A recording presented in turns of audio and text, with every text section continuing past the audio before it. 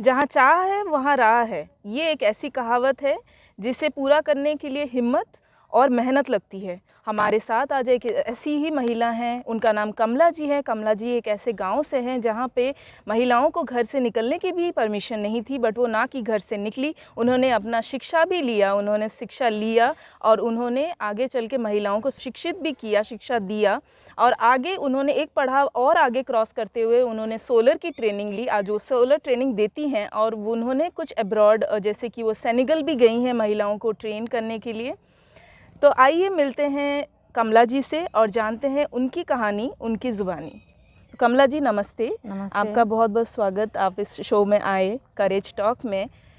इस शो में कुछ ऐसी क्वेश्चंस मैं आपसे पूछना चाहती हूँ, जानना चाहती हूँ आपके लाइफ के बारे में। जैसे कि आपने बताया आपका बहुत कम उम्र में शादी हो गया था जी। क्या कितना उम्र था जब आपकी शादी हुई थी? 3 साल की।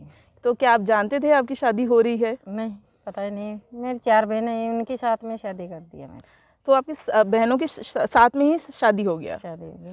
तो जैसे जैसे आप आगे बढ़ रहे थे, आप बड़े हो रहे थे, आपके मन में क्या चल रहा था? आप क्या लाइफ में हासिल करना चाहते थे?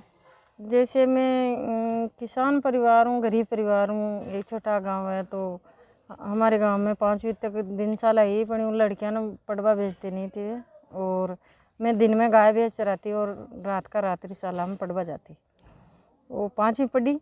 उसके बाद में जब नाइट स्कूल में वो पिक्स यूनिट लगा, तो गुरुजी और लगाने के लिए गए वहाँ। उन्होंने बोला कि ये कम पढ़े लिखे लोग भी इनमें काम कर सकते हैं, ये सौर ऊर्जा लाइट है। तो आपको ऐसा लगा कि आप भी सीख सकते हैं उसको? जी, मन में ये जिज्ञासा हुई कि कभी अपन भी सीखेंगे क्या, ये काम करेंगे क्या।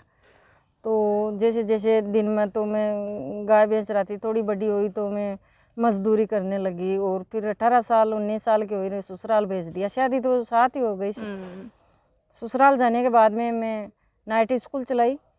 तो वहाँ गांव की शिक्षा समिति थी, तो लोक जुम्बिश का वो प्रोजेक्ट था। लोक जुम्बिश की स्कूल, नाइट स्कूल चलती थी गाँव में। तो उसमें मैंने अनुदेशिका का रूप में चयन किया शिक्षा समिति। तो मैं दिन में तो मजदूरी जाती, गिट्टी खान पत्थर फोड़ने, और नाइट में स्कूल चलाती और घर का काम करती। तो कितने साल के थे जब आप ये सब कुछ कर रहे थे? जब मैं ससुराल चल गई मैं 20-25-23 साल की थी। ये एक बहुत बड़ी बात है। 20-25 साल में महिलाएं तो सिर्फ कॉलेज जाती हैं या अपना ही पढ़ाई कर पाती है। आप मजदूरी भी करते, नाइट स्कूल में पढ़ाते भी, खुद भी पढ़ते, इतना सारा, और ससुराल में भी काम करते होंगे आप श्योर। तो क्या ऐसी लगन थी आप में कि मेरे को ये सब कुछ करना है? मेहनत तो बहुत लगती होगी, आप भी थक ही जाते होंगे। थक जाते तो मन में ऐसी जिज्ञासा थी कि अपन को आगे बढ़ना है। और मजदूरी करने, मेरी सास ने भी मना किया कि आपको बाहर नहीं जाने देंगे, ऐसे महिलाएं ठीक नहीं लगती, घर की बहू बाहर जाती तो अच्छा नहीं लगता है। तो मेरा ससुरा जी ने सपोर्ट किया। तो बस कोई गाँव की महिलाओं को चयन हुआ कि सौर ऊर्जा का प्रशिक्षण है, तो उसमें मेरा चयन हुआ और मैं वहाँ काम। फिर आपने सोलर का ट्रेनिंग लिया? सोलर का ट्रेनिंग पहली मैंने महिला समूह सशक्तिकरण पर काम किया और किशोर किशोरियों के ऊपर भी स्वास्थ्य का बारे में गाँव में मीटिंग करती। तो जैसे आपने बताया आपने सोलर का ट्रेनिंग लिया, आप सोलर ट्रेनिंग अभी देती हैं, तो कितने आपने बताया भी, जैसे हमारी चर्चा हो रही थी कि आप अब्रॉड भी गए हैं, सेनेगल गए हैं, महिलाओं को वहाँ भी सिखाते हैं आप जी। तो कैसे, वहाँ तो लैंग्वेज का बहुत प्रॉब्लम आता होगा, आपने कैसे मैनेज किया वहाँ पे? जैसे सेनेगल गई तो मैं वहाँ 1-2 दिन रुकी और बिल्कुल लैंग्वेज का अलग तरीका, वहाँ इंग्लिश भी नहीं जानते, उनकी भाषाई फ्रांसी अफ्रीका की है। तो मेरे लिए बहुत समस्या हुई। तो मैंने मेरे लड़का से फ़ोन करके बोले कि अभी यहाँ तो इंग्लिश आती नहीं है मेरे को तो हिंदी भी अच्छे से नहीं आती है, तो इंग्लिश कहाँ से आएगी।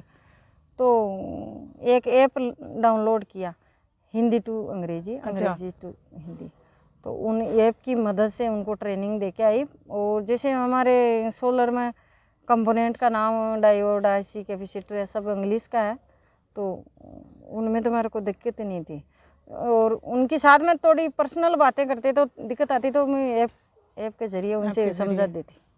ये एक मतलब आपके भीतर हम बोलेंगे सीखने की इतनी चाहत है कि इतनी दिक्कत आने के बाद भी मतलब ऐप यूज़ करके आपने लैंग्वेज सीख के आप दूसरों को सिखाते थे। जी। एक बहुत ही ये बड़ी चीज़ है। क्या आप महिलाओं को बताना चाहेंगे कि जो महिलाएं, उनके घर में इतना प्रेशर होता है कि घर से बाहर नहीं जाना, जल्दी शादी हो जाती है या कई घरों में बहुत सारा प्रॉब्लम आता है, लेकिन आपने भी वो प्रॉब्लम फेस किया, लेकिन आप वहाँ से निकल के आके आपने कुछ अचीव किया लाइफ में और आगे भी आप और भी सीखने के लिए उत्सुक हैं, तो उन महिलाओं को क्या आप बोलना चाहेंगे? मैं महिलाओं को ऐसे बोल रही हूँ कि भाई जो महिलाएं हैं, आज मैं इतना संघर्ष करके आज मेरा पगां पर खड़ी हुई हूँ, तो मैं नाइट स्कूल चलाती, घर का खाना बनाती, कम से कम 20-25 लोग शामिल, जॉइंट फैमिली है हमारी, तो उनका खाना भी बनाती, और जब चक्की भी नहीं थी तो आटा पीस के देती, और कुआं से पानी निकालती। अब आर तो नल हो गया, हेड पंप हो गया, पहले तो सुविधा ही नहीं, तो मैं 3 बजे उठ सारा काम कर और 9 बजे ऑफिस में आती।